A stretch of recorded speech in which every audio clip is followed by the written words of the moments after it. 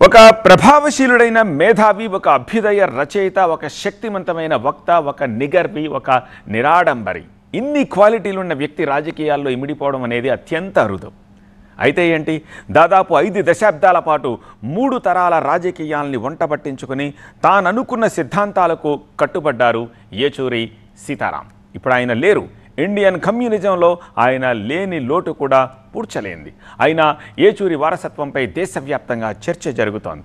సీతారాముడంత గొప్ప కామ్రేడ్స్ కోసం search operation మొదలైంది. చెరిగిపోని తెలుగు సంతకం, ముగిసిన 50 ఏళ్ల ప్రస్థానం, ఏచూరి లోటు పూడ్చేదెవరు?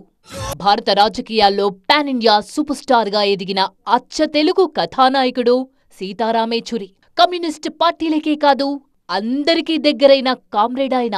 సిపిఎం అఖిల భారత జనరల్ సెక్రటరీగా, పార్లమెంట్లో సిపిఎం పక్ష నేతగా, భారత రాజకీయాల్లో చెరగని ముద్ర వేసిన సీతారాం ఏచూరి ఉన్నంతకాలం సామ్యవాదానికి దిక్సూచిగా మారారు.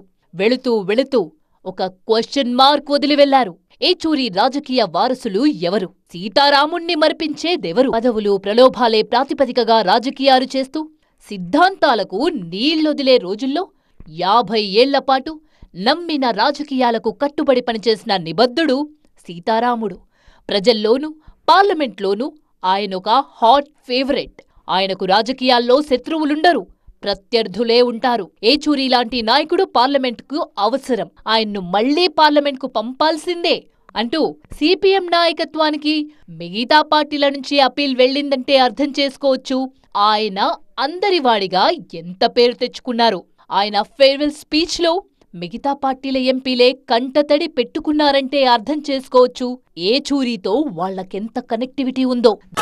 దేశంలో ఎమర్జెన్సీ విధించినప్పుడు జేఎన్యూ స్టూడెంట్ యూనియన్ లీడర్గా అండర్ గ్రౌండ్ కి వెళ్లి జైలు జీవితాన్ని గడిపారు. విద్యార్థి నేతగా ఏచూరి పోరాట పటిమ వల్లే జేఎన్యూ ఛాన్సలర్ పదవి నుంచి ఇందిరాగాంధీ తప్పుకున్నారు.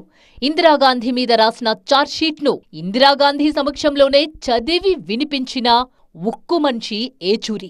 32 చిన్న వయసులోనే సిపిఎం సెంట్రల్ కమిటీలో చోటు సంపాదించిన అగ్రనేత హరికిషన్ సింగ్ సుర్జీత్తో కలిసి ప్రత్యామ్నాయ రాజకీయ వ్యవస్థ కోసం పాటుపడ్డారు. ఫిడెల్ కాస్ట్రో లాంటి ప్రపంచస్థాయి కమ్యూనిస్టు నేతలతో సహచర్యం చేశారు.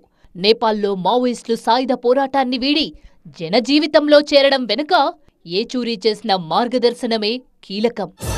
నాటి యునైటెడ్ ఫ్రంట్ ఏర్పాటులో, నేటి ఇండీ కూటమి నిర్మాణంలో ఏచూరిదే ముందు వరస. యూపీఏ కామన్ మినిమం ప్రోగ్రాంలో అప్పటి ప్రధాని మన్మోహన్ కు చేదోడుగా ఉన్నది కూడా ఈ సీతారాముడే. అందుకే కాంగ్రెస్ పార్టీ నవతరం సారథి రాహుల్ గాంధీ ఏచూరిని ముద్దుగా చీఫ్ అని పిలుచుకుంటారు. ఇలా అజాత శత్రువుగా అన్ని పార్టీలకు అందరి వాడుగా ఎదిగిన ఏచూరి తెలుగువారికి అంతకంటే దగ్గరివాడయ్యారు.